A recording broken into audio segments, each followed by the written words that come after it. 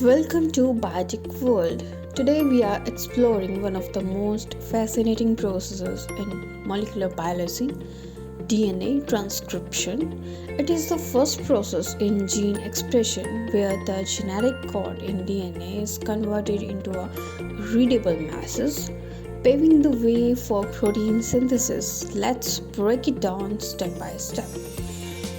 What is DNA transcription? DNA transcription is the process by which a specific segment of DNA is copied into RNA, particularly messenger RNA or mRNA. This happens in the cell's nucleus, and it's a crucial step in translating genetic information into proteins.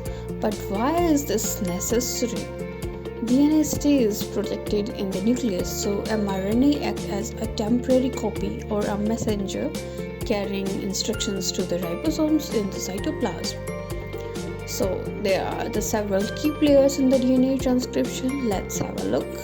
Before we dive into the process, let's meet the key players. First, the DNA template strand, the blueprint from which RNA is synthesized. Next is RNA polymerase, the enzyme that reads the DNA and builds the RNA molecule.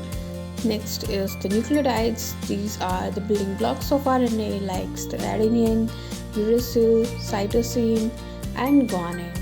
Fourth is the transcription factors, proteins that help initiate and regulate transcription. Next, we will have a look to the steps of DNA transcription. Transcription is divided into the three main stages, which are the initiation, elongation, and the termination. First step is the initiation. Transcription begins when transcription factors bind to a specific sequence on the DNA called the promoter region. The most common promoter in eukaryotic cells is the data box. DNA polymerase then attaches to the promoter and binds the DNA helix near the gene to the exposed the template strand. Our second step is the elongation.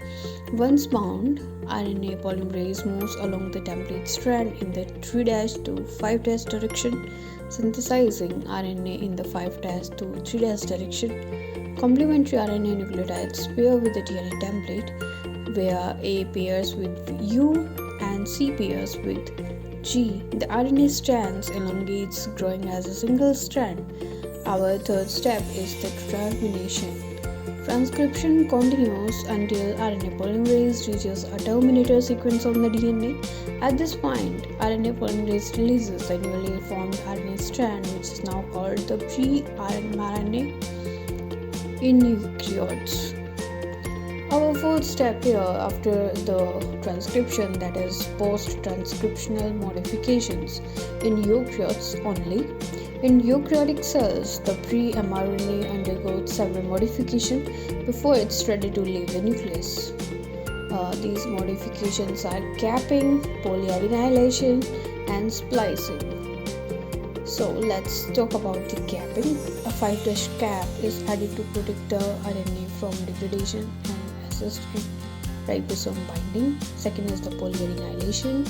A tail of adenine nucleotides called the poly A tail is added to the 3' end of the for stability.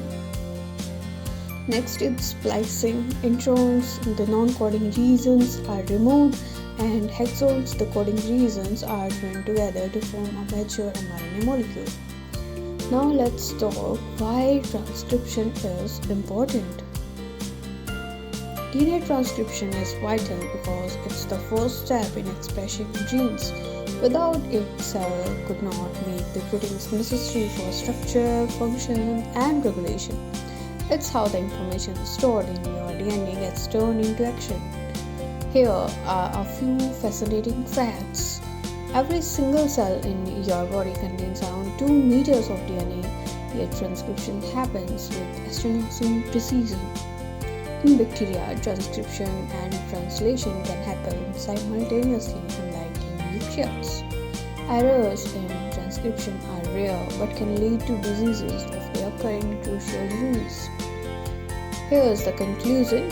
That's DNA transcription, a process that's fundamental to life as we know it. By understanding how genes are expressed, we can unlock secrets of biology, medicine, and even evolution. Thanks for watching Biotic World. If you found this video helpful, don't forget to like, share, and subscribe for more fascinating biology content.